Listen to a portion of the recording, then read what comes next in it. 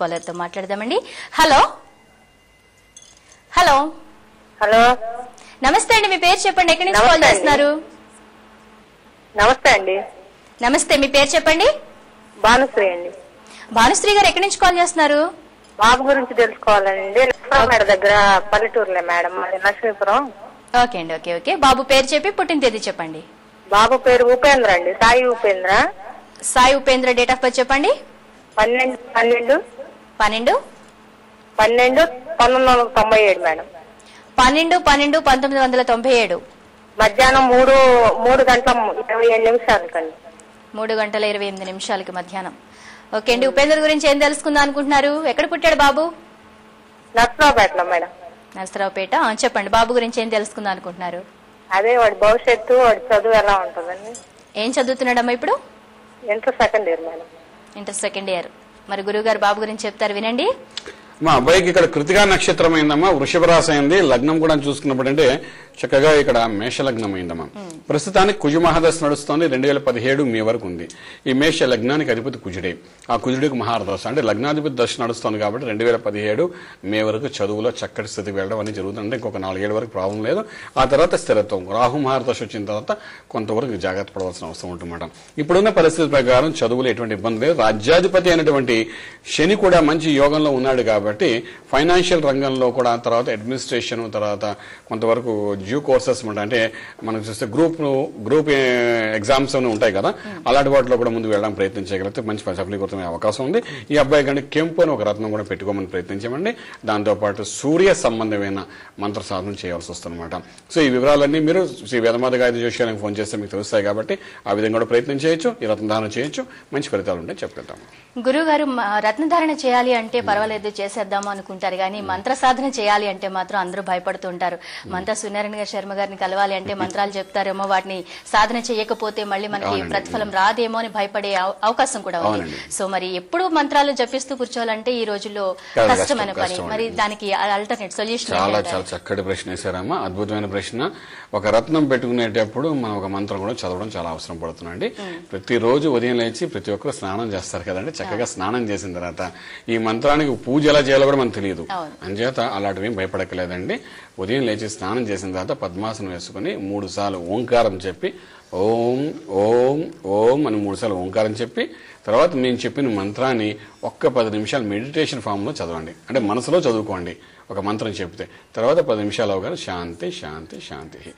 ఈ మనసులో ఎప్పుడైతే ఈ మంత్ర సాధన చేస్తాం శరీరంలో రుగ్మతలు అన్నీ పోతాయండి, ఆలోచన శక్తి పెరుగుతుంది. అంటే మన ఎనర్జీ లెవెల్స్ ఏవైతే మారిపోతే ఆ ఎనర్జీ అంతా కూడా మన బాడీలో ఉంటుంది, బయటకు ఉంటుంది. ఎందుకంటే బయట చదవ మన లోపల మనసులోనే చదువుతుంటాం అన్నమాట.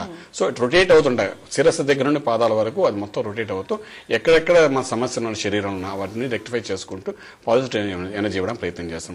ఈ విధంగా మెడిటేషన్ ఫామ్ లో ఒక మంత్రాన్ని కానీ చదవగలిగితే, ఎందుకు ప్రతి ఒక్కరికి సంకల్పం తెలియదు, ప్రతి ఒక్కరూ మన పూజ ఏ విధంగా చేయాలో తెలియదు.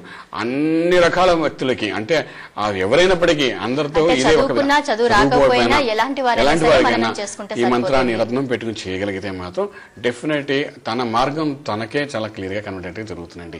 ఇది స్పష్టంగా చెప్తున్నాం. మనం అంటూ ఒక కర్మ చేయకపోతే మాత్రం ఫలితం ఉండదండి.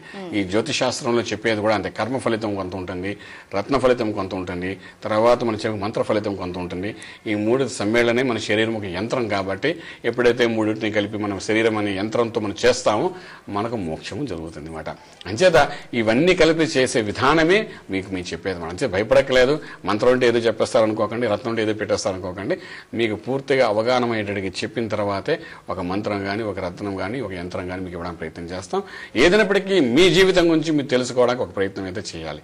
ఎందుకంటే చేయకపోతే అది మీకు మళ్ళీ భగవంతుడి కథ చెప్పాను, పిట్టకథ ఒకటి చెప్పాను చూసారా, ఆ భక్తిదేవి గురించి ఆ విధంగా మీ పిట్టకథ గుర్తుకొస్తుంది. ఎందుకంటే భగవంతుడు ఎవరో ఒక రూపంలో మీరు పంపిస్తా. ఈ రోజు భక్తిదేవిలో మా ద్వారా మీకు మెసేజ్ ఇవ్వడానికి ప్రయత్నం చేశారు. గురువు గారు, మరొక చిన్న విషయం ఏంటంటే డేట్ ఆఫ్ బర్త్ ఇలాంటి వివరాలు లేని వాళ్ళందరూ కూడా రావచ్చు అంటారు మీ దగ్గర? చాలా మంది అంటారు ఇవి ఉంటేనే రండి అని చెప్తారు. అదేం లేదండి, హస్త సాముద్ర ప్రకారం చెప్తాం, చేయి చూసి చెప్తాం, రేఖలు బట్టి చెప్తాము. అది కాకుండా డేట్ ఆఫ్ బర్త్ లేకపోయినప్పటికీ వాళ్ళ పిల్లల యొక్క డేట్ ఆఫ్ బర్త్ లో నుండి కూడా మన వివరంగా వాళ్ళ తల్లిదండ్రుల యొక్క జాతకాలు కనబడతాయి అన్నమాట. ఆ విధంగా కూడా చూసి చెప్పడం జరుగుతుంది అనమాట. ఇది ఒక శాస్త్రం అండి, దీనికి ఒక ఉపాసన పద్ధతి ఉంది. ఏ వ్యక్తి అయినప్పటికీ జ్యోతిష్యుల వెనకాతల ఒక ఉపాసనా పద్ధతిని ఫాలో అయితే, అంటే ఏదో ఒక దేవతను గాని అమ్మవారిని గాని అయ్యవారిని గాని ఉపాసన చేస్తూ ఈ మంత్ర సాధన చేస్తూ ఎప్పుడైతే ఈ జ్యోతిష్ శాస్త్రం అనే శాస్త్రాన్ని ప్రజల్లోకి తీసుకెళ్ళగలుగుతారో వాళ్ళ వాక్చాతుర్యం బాగుంటుంది, వాక్శుద్ధి బాగుంటుంది. వాళ్ళు చెప్పే ఏ మాటన నిజమే జరుగుతుంది. చాలా మంది చూడకుండా కళ్ళతో అంటారు నీకు మంచి జరుగుతుందో వెళ్ళిపోరా అంటాడు, వాళ్ళకి నిజంగానే మంచి జరుగుతుంది. దానికి కారణం ఏంటంటే ఆ ఉపాసనా మంత్ర సాధనతో అవన్నీ జరుగుతుంటాయి అన్నమాట. అంటే అమ్మవారి కటాక్షం కానీ అయ్యవారి కటాక్షంతో అవి జరుగుతుంటాయి అన్నమాట. శాస్త్రం అనేది ఒక భాగం అందులోనే. సో ఈ విధంగా మా దగ్గరకు వచ్చే వాళ్ళకి జ్యోతిష్ శాస్త్రపరంగా చెప్పడమే కాకుండా హస్త సాముద్ర ప్రకారం కూడా చెప్పడం జరుగుతుంది. ఆ విధంగా కూడా ఎవరికైతే లేదో డేట్ ఆఫ్ బర్త్ వాళ్ళు కూడా రావచ్చు. ఏదైనప్పటికీ ఒక్కసారి మీరు శ్రీ వేదమాత గాయత్రి జ్యోతిష్యాలకు రాగలిగితే మాత్రం మీ భవిష్యత్తు మారుతుంది కూడా. ఆ ప్రయత్నించండి, అపాయింట్మెంట్ ముందుగా తీసుకుని రాగలిగితే బాగుంటాయి. ఇంకొక విషయం కూడా చెప్పాలి, ఎందుకంటే ఈ మధ్యకాలంలో అండి మా ఇంటికి వచ్చే జనాలను చూసి కంగారు పడుతున్నాం. అంటే రోజుకి 5 6 కంటే ఎక్కువ మందికి చెప్పట్లేదండి. అంచేత ప్రయర్ అపాయింట్మెంట్ తీసుకుని మీరు కానీ రాగలిగితే ఒక్కొక్కరితో 1 గంట సేపు కూర్చొని వివరంగా చెప్పడం జరుగుతుంది అనమాట. ఎందుకంటే ఇక్కడ మనిషిని ఒక మంచి మార్గంలో మార్చడమే మా యొక్క ప్రయత్నమే తప్ప ఇది వేరే విధమైన స్థితి కాదు మాది. అందుకోసం ప్రతి ఒక్కరూ ప్రయర్ అపాయింట్మెంట్ తీసుకుని రాగలిగితే, ఎందుకంటే ఈ రోజు 6 చెప్పామా, రేపు మళ్ళీ 6కే, ఆ మన్నాడు మళ్ళీ 6కే, ఆ విధంగా ఒక సంఖ్యని దృష్టిలో పెట్టుకుని ఎక్కువ మంది కాకుండా రోజుకి మేము కూడా అలసిపోతాం కాబట్టి వివరంగా చెప్పాలి. కాబట్టి అంత వివరం అంటే మీ జీవిత సమస్య జీవితం అంతా జరిగే ప్రతి విషయం చెప్పడానికి అవకాశం ఉంటుంది. కాబట్టి అంటే జాతక పరిశీలన పూర్తిగా చేసి మీరు వారి యొక్క సమస్యలను యోగాలను అన్నింటినీ విశ్లేషించి చెప్తారు కాబట్టి రోజుకి ఒక 5 6 మాత్రమే చెప్పగలుగుతున్నారు. చెప్దామని మీరు నియమం పెట్టుకున్నారు. సో మీరు కూడా మంతా సూర్యనారాయణ గారు శర్మ గారిని మీరు వ్యక్తిగతంగా కలవాలి అనుకుంటున్నట్లయితే నెంబర్లు స్క్రోల్ అవుతున్నాయి, నెంబర్స్ కి ఫోన్ చేసి అపాయింట్మెంట్ సంప్రదించవచ్చు. నెక్స్ట్ కాలర్ తో మాట్లాడదామండి.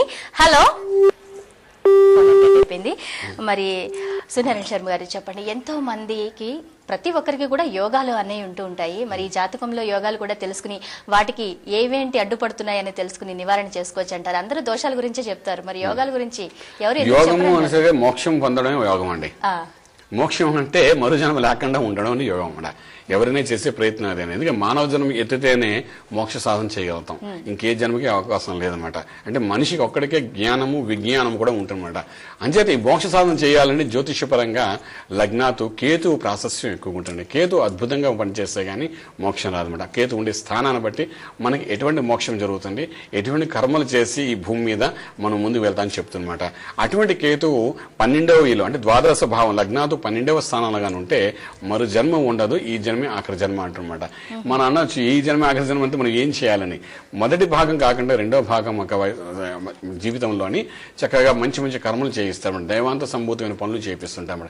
ఆ మోక్ష సాధన చేయాలన్నా కూడాను భగవంతుడు ఏం పెట్టాడంటే, మనం చూడండి మన లాటరీలు అంటారు, ఈ వస్తువు కంటే బంపర్ లాటరీ ₹1 కోటి వస్తుందంటారు. అంటే ఒక వస్తువు ఏదో కొనాలని అంటారు వాళ్ళు, కొంటే గానీ ఆ లాటరీ టికెట్ రాదు, వస్తే గానీ బంపర్ పేలితే గానీ మనకు ఆ ₹1 కోటి రాదు. ₹1 కోటి అనేది విశేషం వేరు, ఈ వస్తువు విశేషమే వేరు. ఇది ₹10 వస్తువు అవ్వచ్చు. ఆ విధంగా మోక్షము అనే స్థానానికి వెళ్ళడం, మోక్ష పొందడం, మరో జన్మ లేకుండా ఉండాలంటే, కేతు యొక్క ప్రాశస్యం పెరగాలి అంటే, ఈ జన్మ రహస్యం తెలుసుకోవాలంటే ఇప్పుడు జరుగుతున్న ప్రతి ఒక్క కర్మని అనుభవిస్తూ నిత్య కృత్యాలు చేసే ఏ వయసులో ఏంటేం చేయాలో అవన్నీ చేసుకుంటూ లౌకిక ప్రపంచాన్ని దాటుకుంటూ మనం ముందుకు వెళ్ళడానికి ప్రయత్నం చేయగలిగితే, ఆ చేసే సాధనలతో కూడా మంత్ర సాధనతో వెళ్ళగలిగితే డెఫినెట్ గా మోక్షము జరుగుతుంది. పంచమ స్థానంలో కేతు ఉన్న, ధనస్థానంలో కేతున్నా, వ్యయంలో కేతున్నా, ఆ కేతు మీద విశేషమైన దృష్టి, శుభగ్రహ దృష్టి ఉన్నా కూడా మనకి ఏంటంటే మోక్షం అనేది జరుగుతుంది. కాబట్టి మనం జన్మ లేకుండా ఉంటుంది. కాబట్టి అటువంటి వారి చేత ఎన్నో దైవాంత సంబంధమైన పనులు జరుగుతుంటాయి. కొంతమంది స్వామీజీలు మనం చూస్తుంటాం, కొంతమంది వివాహం చేసుకోకుండా ఎంతో చక్కగా ఏంటి మంత్ర సాధన చేస్తుంటారు. అలాంటి వాళ్ళలో కూడా జాతకంలో ఒకవేళ ఇలాంటి విశేషం ఉంటేనే ఆ విధంగా జరుగుతుంది తప్ప లేకపోతే ఈ ప్రపంచంలో మళ్ళీ రావాల్సిన అవసరం ఉంటుందన్నమాట. ఈ విధంగా తెలుసుకుని చేయగలిగితే చాలా బాగుంటుంది. గురువు గారు, మరి మిమ్మల్ని కలవాలి అనుకునే ప్రేక్షకులు ఎక్కడికి వచ్చి కలవచ్చు అంటారు? అలాగే పర్యటనలు ఏమైనా చేస్తున్నారా మీరు? పర్యటన అనుకుంటున్నామండి. లాస్ట్ టైం విశాఖపట్నం వెళ్ళాం, చాలా బాగా చక్కగా అద్భుతంగా అందరూ ఆదరణగా మమ్మల్ని చూశారు. 4 రోజులు ఉన్నాం. ఈసారి విజయవాడ రావాలనుకుంటున్నాం. సుమారుగా మనం 22, 23, 24, 25 తారీఖులో విజయవాడ పర్యటన చేయాలని అనుకుంటున్నాము. బహుశా డేట్స్ కూడా మేము కన్ఫర్మ్ చేస్తాం రేపు ఎప్పుడో, కానీ టీవీ ద్వారా మన భక్తి టీవీ ద్వారా కన్ఫర్మ్ చేస్తాం అది. సో ఆ రోజుల్లో విజయవాడ ప్రేక్షకులకి, అదే గుంటూరు జిల్లా, ప్రకాశం జిల్లా చుట్టుపక్కల ఉన్న వాళ్ళందరికీ కూడా ప్రత్యేకంగా ఒక మంచి చక్కటి అవకాశం ఇవ్వడానికి విజయవాడ వెళ్ళడానికి ప్రయత్నం చేస్తున్నాము. వివరాలన్నీ మీకు నెక్స్ట్ ఎపిసోడ్ మీకు చెప్తాము. అందరూ ప్రిపేర్ అవ్వండి. విజయవాడలో మనం అందరూ కలుసుకోవచ్చు. థ్యాంక్ యూ వెరీ మచ్ అండి గురువు గారు. చక్కగా ప్రేక్షకుల సమస్యలకు మంచి పరిష్కారాలు వేదమాత జ్యోతిష్యాలను సంప్రదించడం వల్ల జరిగిపోద్దని తెలియజేశారు. అలాగే ప్రతి ఒక్కరికి మంత్రము అలాగే రత్నము యంత్రం యొక్క ఆవశ్యకతను కూడా వివరించినందుకు ధన్యవాదాలు. నమస్కారం అండి.